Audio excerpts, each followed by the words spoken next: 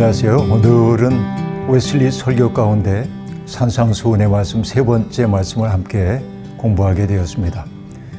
보면은 팔복의 말씀 가운데 마지막 세 가지 복에 대한 이야기를 나누게 될 텐데, 사실 짧은 시간 안에 그 세 가지 복 이야기를 다 한다는 게 굉장히 무리한 일정이긴 합니다. 그러나 너무 또 속도감 없이 가는 것도 그렇기 때문에 할 수 있는 한 이야기를 충실히 나눠보도록 하겠습니다. 오늘 우리가 나누게 될 말씀은 마태복음 5장 8절부터 12절까지의 말씀인데, 제가 먼저 읽겠습니다. 마음이 깨끗한 사람은 복이 있다. 그들이 하나님을 볼 것이다. 평화를 이루는 사람은 복이 있다. 하나님이 그들을 자기의 자녀라고 부르실 것이다. 의를 위하여 박해를 받은 사람은 복이 있다. 하늘나라가 그들의 것이다. 너희가 나 때문에 모욕을 당하고 박해를 받고 터무니없는 말로 온갖 비난을 받으면 복이 있다. 너희는 기뻐하고 즐거워하여라. 하늘에서 받을 너희의 상이 크기 때문이다. 너희보다 먼저 온 예언자들도 이와 같이 박해를 받았다. 자, 우리에게 매우 익숙한 그런 말씀입니다. 개역 성경은 이 복 얘기할 때 여섯 번째 복을 얘기할 때 어떻게 번역을 하고 있죠? 마음이 청결한 자는 복이 있다. 청결이라고 하는 말이 우리에게 주고 있는 느낌 때문에 여기 마음이 깨끗한 사람은 복이 있다라고 하는 이 말보다 훨씬 더 강렬하게 다가오고 있는 게 사실입니다. 청결, 우리 속에 각인된 어떤 이미지 같은 것들이 있는 것이죠. 잡것이 섞이지 않은 깨끗함, 투명하게 뭔가를 비춰내는 마음, 어떤 사람의 마음이 그렇게 청결한 마음일 수 있을까? 이게 늘 우리에게 궁금증이 드는 것도 사실입니다. 욕망으로 얼룩져 있는 우리의 마음은 청결하다고 얘기하기가 매우 어렵습니다. 그래서 어떻게 보면 내가 누군가를 만났을 때 그 사람의 사람됨이 아주 맑고 깨끗하다고 느낄 때 우리는 청결이란 말을 마음속에 떠올리게 됩니다. 결국은 마음이 청결한 사람에게 주어지는 복이라는 것이 무엇입니까? 그들이 하나님을 볼 것이다 라고 얘기합니다. 그런데 저는 이것을 거꾸로 얘기하고 싶습니다.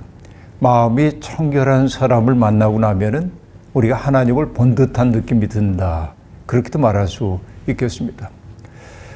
우리는 저마다 다 불투명한 존재이기 때문에 하나님의 존재를 세상 앞에 드러내지 못하고 있는지도 모릅니다. 참으로 마음이 깨끗해진다고 하는 것은 내가 하나님을 능동적으로 보는 존재가 된다기보다는 마음이 깨끗해진 우리를 통하여 다른 사람들이 하나님을 볼 수 있도록 하는 사람이 아닌가 하는 생각을 해보게 되는 것이죠. 그러니까 마음이 청결한 자로 산다고 하는 것, 이건 정말 아름다운 일입니다. 어떤 것이 마음이 청결함일까요? 그것은 우리의 마음이 적어도 부정적인 감정에 끄달리지 않는 그런 상태라고 말할 수 있겠습니다. 마음이 청결한 사람은 타자들과 만날 때 그들 속에서, 그들의 눈에서 티끌을 빼주겠다는 눈으로 타자들을 바라보지 않습니다. 대개 경우가 그럽니다. 아주 맑은 호수에 가면은 그 속이 투명하게 들여다 보이는 것처럼 그 마음이 깨끗한 사람들은 자기 앞에 다가오는 사람들의 모습을 있는 그대로 받아주는 거죠.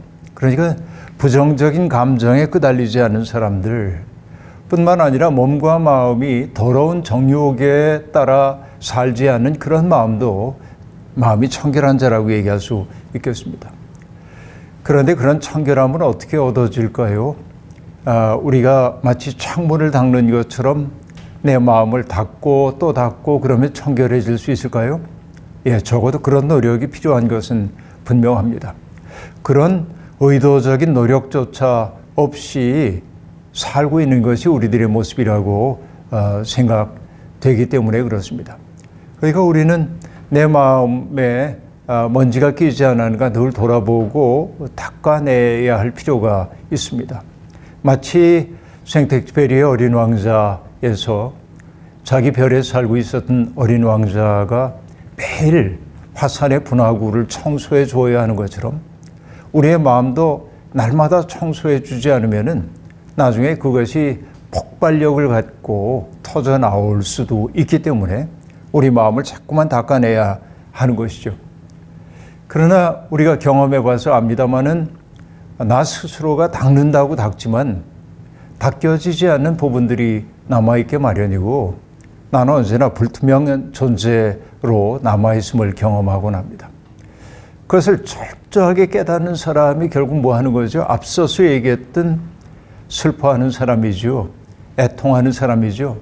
슬픔의 눈물, 애통의 눈물.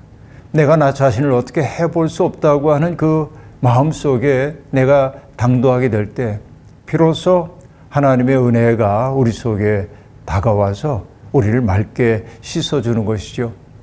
여러분, 에스겔 선지자가 보았던 비전을 여러분 아실 텐데요. 하나님께 죄를 지어가지고 각지에 흩어져 있었던 그 백성들을 하나님은 긍휼히 여기시고 그들을 불러 모아서 그들을 깨끗하게 씻어주시고 그들 속에 있는 굳은 살 같은 마음을 도려내고 그들 속에 새 살과 같은 마음을 심어주신다고 얘기합니다. 결국은 마음의 청결함은 나 개인의 노력도 필요하지만은 궁극적으로는 하나님의 은혜, 우리를 긍휼히 여겨주시는 그 하나님의 은혜 속에 들어갈 때만 우리 마음이 깨끗해질 수 있구나 하는 것을 우리가 알 수 있습니다. 그런데 결국 마음이 깨끗해진 사람의 특색은 무엇일까요? 타자들을 대할 때 있는 그대로의 모습으로 받아들이는 사람이고요. 마음이 깨끗한 사람은요, 무엇보다도 온유한 사람입니다. 누군가를 자기에게로 쑥 받아들일 줄 아는 그런 마음의 탄력성을 갖고 있는 사람이라고 말할 수 있고요. 마음이 깨끗해진 사람은 스스로가 얼마나 부족한 존재인지를 알기 때문에 누군가를 친절하게 대할 수가 있습니다. 나 또한 죄 가운데 있는 사람임을 알기 때문에 그렇습니다. 그러니까 내적인 정결이 매우 중요하다고 얘기할 수 있어요. 자, 그런데 여러분, 금방 얘기한 걸 뒤집어서 얘기해 보십시다. 마음이 청결해지기 위해서는 내가 부단하게 노력을 해도 되지 않는 부분이 있다고 얘기를 했습니다. 그래서 하나님의 은혜가 필요하다고 얘기했습니다. 그런데 이것이 오해해서는 안 됩니다. 내가 할 수 있는 일은 아무것도 없으니까 오로지 하나님의 은혜만이 나를 깨끗하게 할 수 있다고 나를 방치해 두어서도 안 됩니다. 그래서는 안 되죠. 철저하게 노력을 하지 않으면 안 됩니다.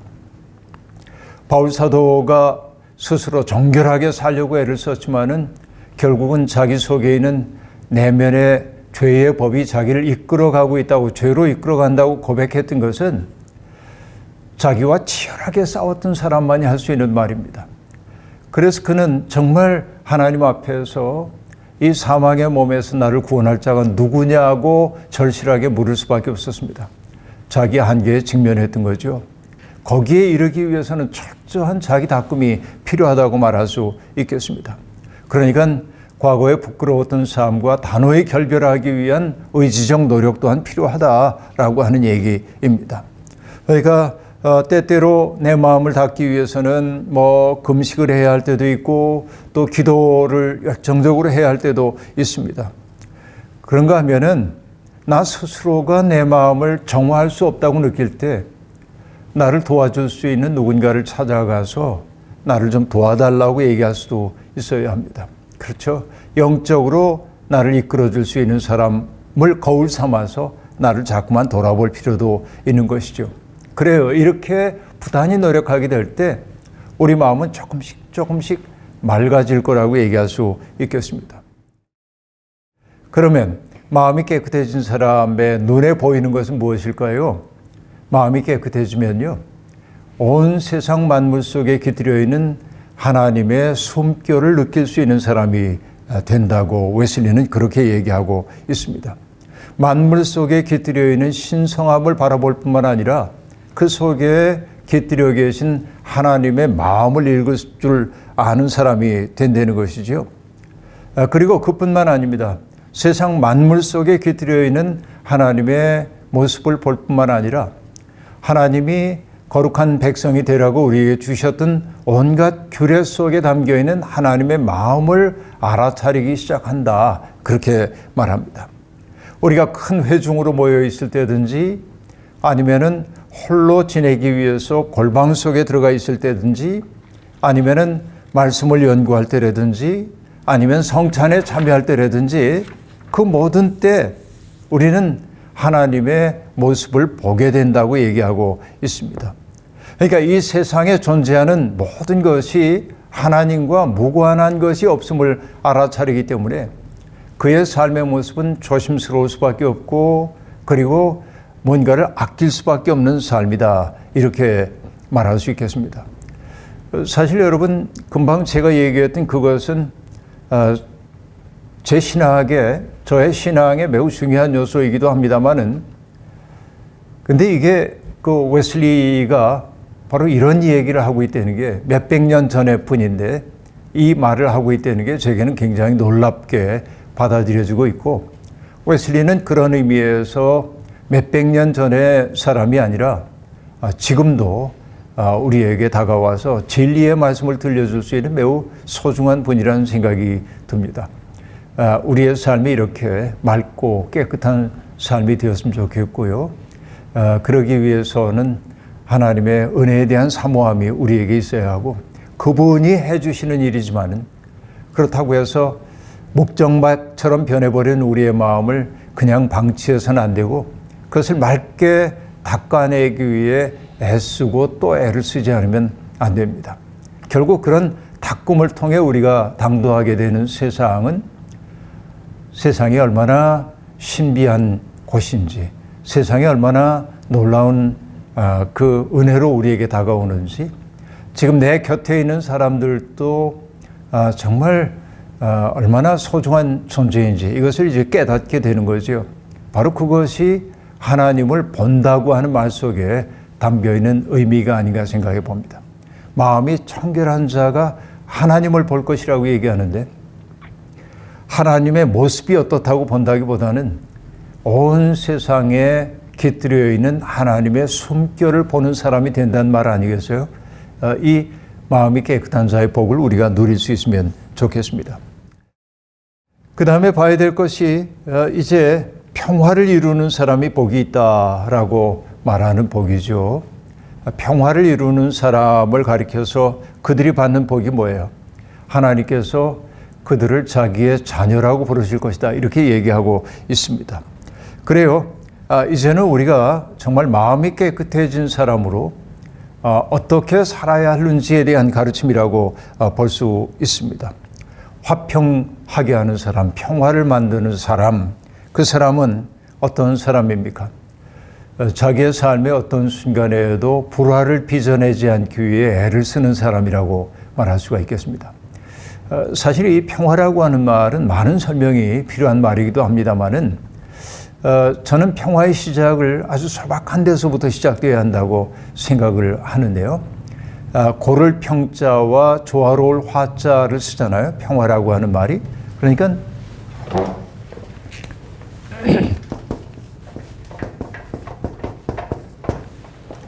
고르게 하다라고 하는 뜻이 있을 거고 이 조화로울 화자는 벼화자 옆에 입구자가 있어요. 벼라고 하는 게 우리가 식량, 음식을 뜻하니까 조화로운 삶이라는 게 뭐냐면 내가 독점하지 않는 삶입니다. 내가 다른 이들이 누려야 할 것까지 다 누려버리지 않는 것을 의미한다고 얘기할 수 있습니다. 이것이 어울리는 삶이라고 말할 수 있겠죠. 그러니까 한자어이긴 합니다만은 평화라고 하는 말 속에 담겨있는 의미는 바로 밥을 나눠 먹는 거, 여기서부터 비롯된다고 얘기할 수 있습니다. 옛날에 그 영화 동막골인가요? 그 영화에서 보면 촌장에게 어떻게 이렇게 평화롭게 지내냐고 말하냐면은 그래서 골고루 잘 먹이는 거라고 얘기하는 대목이 등장하는데 굉장히 사람들 입에 오르내렸던 적이 있습니다만 그게 그걸 뭐라고 그러죠? 먹방하자는 얘기는 아니고 골고루 먹인다라고 하는 게 평화의 단초가 된다고 하는 얘기를 우리에게 보여주는 대목이었습니다. 그런데 결국 그 평화를 이루려고 하는 사람들의 삶은 어떠할까요? 이전에 웨슬리가 기독교인들, 특별히 감리교인들의 세 가지 삶의 원리 얘기했던 거 기억나시나요? 제가 여러 차례 얘기를 했었는데요. 그 가운데 하나가 뭐냐면 해를 끼치지 말아라 하는 게 첫 번째였고, 두 번째는 할 수 있는 한 사랑을 행하라라고 하는 것이었습니다. 그렇죠? 누군가에게 선을 행하라라고 하는 것이었고요. 남들에게 해를 끼치지 않고 또 선을 행하기 위한 기본 전제로 세 번째가 뭐예요? 하나님의 사랑 안에 머물러라 라고 하는 것이었죠. 저는 평화의 시작이라고 하는 게 맨 첫 번째 등장하는 해를 끼치지 말라라고 하는 말에서부터 비롯된다고 저는 생각합니다. 적어도 나의 있음 그 자체가 누군가에게 그 마음에 상처를 준다거나 피해를 입힌다고 한다면 우리는 평화를 만드는 사람이라고 말할 수가 없겠습니다. 내가 자유롭게 선택한 나의 삶이 다른 사람과 아무 관계가 없어 보인다 할지라도 나의 선택이 누군가에게 불편함을 줄 수도 있습니다. 예컨대 내가 교회에 이렇게 올 때 내가 경제적 능력이 되기 때문에 뭐 명품 옷을 입을 수도 있고 명품 핸드백을 들을 수도 있습니다. 그러나 한 번만 생각해 보면 우리 교회에 있는 가난한 사람들은 그런 명품이나 이런 것들을 소유해 본 적도 없고 또 그럴 가능성도 별로 없는데 내가 그런 것을 누리고 있는 것을 보면은 행여라도 마음에 상처가 될까 싶어서 가급적이면은 그저 교회 공동체에 올 때는 그런 것들을 삼갈 줄 아는 마음, 이게 해를 끼치지 않는다는 말 속에 담겨 있는 하나의 스펙트럼이라는 생각도 들기도 하는 거죠. 내가 구체적으로 누군가에게 해를 끼치진 않는다 해도 나의 자유로운 삶의 선택이 누군가에게 상처가 될 수도 있다는 사실을 조금은 더 생각하며 사는, 이것이 해를 끼치지 않는다는 말 속에 담겨 있는 숨은 뜻이 아닌가 생각해 봐요. 그리고 우리가 해야 하는 일은 적극적으로 선을 행하는 일입니다. 선을 행하는 것, 바로 이것이 이웃사랑일 수도 있겠는데 또다시 얘기를 해봅니다. 이웃사랑은 어떤 프로그램이 아니지요. 제일 근본적인 이웃사랑이라고 하는 것은 그 사람 속에 있는 선의 가능성을 이끌어내는 삶이라고 얘기할 수 있겠습니다. 나와 만났기 때문에 그 사람 속에 있었던 아주 그 거칠고 악한 본능이 이끌려 나오는 게 아니라 따뜻하고 섬세하고 깨끗하고 이런 마음이 발현될 수 있다고 한다면 나는 이웃을 진정으로 사랑한 것이라고 얘기할 수 있겠죠. 그래요. 이것들이 화평케 하는 자의 삶입니다. 뿐만 아니라 화평케 하는 자는 적극적으로 선을 행하기도 해야 합니다. 마태복음 25장에 보면 우리가 잘 아는 얘기가 나오죠. 하나님이 최후의 심판을 하실 때 사람들을 평가하는 기준은 교회 다녔냐 안 다녔냐 이거 아닙니다. 성경을 얼마나 많이 읽었냐, 기도 생활 열심히 했냐, 이런 게 평가의 기준이 아닙니다. 절대적 기준은 무엇이었죠? 세상에서 고통받고 있는 가장 작은 자 하나에게 했냐 하지 않았냐, 그들을 도왔냐 돕지 않았냐라고 하는 게 하나님의 평가 기준이었던 것을 우리가 알 수 있습니다. 그래요. 바로 그렇게 어떻게 보면은 아벨로 상징되고 있는 사회적 약자들을 우리가 돌보고 또 그들의 편이 되어주고 그들의 설당이 되어주고 그들의 비비론덕이 되어줄 때 적극적으로 선을 행하는 것이죠. 바로 그것이 평화로운 세상을 만드는 일이라고 얘기할 수 있겠습니다. 그렇죠. 평화를 만드는 사람들은 때때로 불의에 대해서 꾸짖을 수 있어야 합니다. 못된 사람들에게 그게 잘못된 것임을 보여줘야 합니다. 또 잘못된 길로 가고 있는 사람들 앞을 가로막을 때도 있어야 합니다. 그리고 주저하며 선의 길, 좁은 길로 들어가는 것을 주저하는 사람들을 격려해 일으키기도 해야 합니다. 그렇죠. 이것이 화평을 만드는 사람들이라고 말할 수 있겠습니다. 평화를 만들려고 하는 사람들은 그렇게 사랑의 수고를 마다하지 않는 사람들이라고 볼 수 있습니다.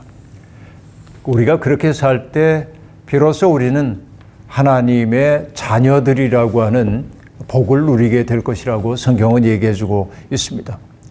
그런데 그와 같은 삶, 평화를 만들려고 하는 삶은 모든 사람들에게 환영을 받지는 못합니다. 마치 예수 그리스도께서 요한복음에 의하면 빛으로 이 세상에 오셨죠. 그러나 사람들이 빛이신 주님을 맞아들이지는 않았습니다. 왜? 세상에 어둠이었기 때문에 그렇습니다. 어둠은 빛의 존재를 싫어합니다.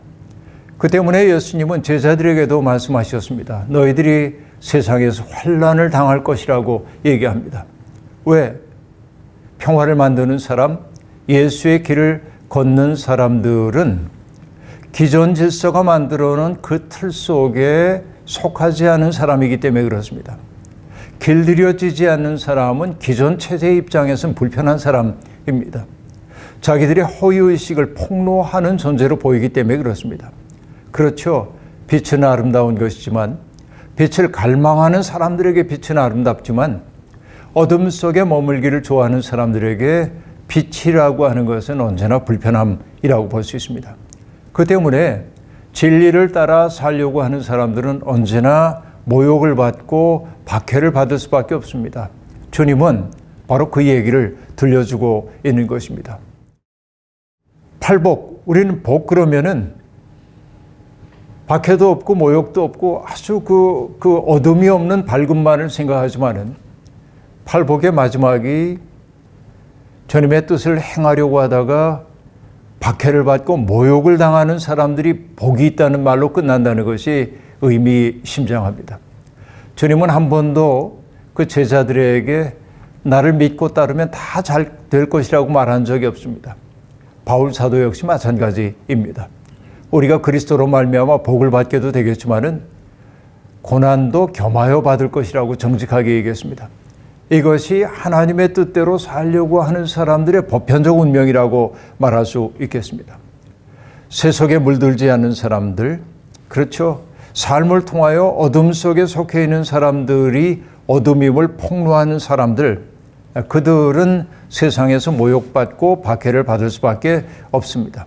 그렇죠. 세상은 바로 이런 일들로 가득 차 있습니다. 예수님을 십자가의 길로 내몰았던 유대교 지도자들을 생각해 보십시오. 그들은 예수를 제거하는 것이 하나님의 일이라고 생각했습니다. 어마어마한 허위 의식입니다. 그들을 지배하고 있었던 것은 진리에 대한 관심이 아닙니다. 자기들의 자리를 보존하고 자기들이 사람들로부터 누리고 있었던 존경을 받는 것, 그것을 지켜내는 것만이 그들의 관심사였던 것을 우리가 알 수 있습니다. 그렇죠. 바로 그런 이들이 세상에는 많이 있습니다. 그들로부터 박해를 받는 것, 이것을 우리는 복으로 여길 수 있어야 합니다.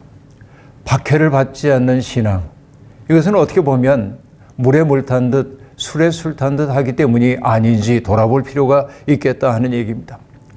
바울 사도도 그 갈라디아서 6장 17절에서 그렇게 얘기하죠. 이제는 나를 괴롭게 하지 말라고 얘기하면서 나는 내 몸에 그리스도의 상처 자국을 지니고 있다고 얘기했습니다.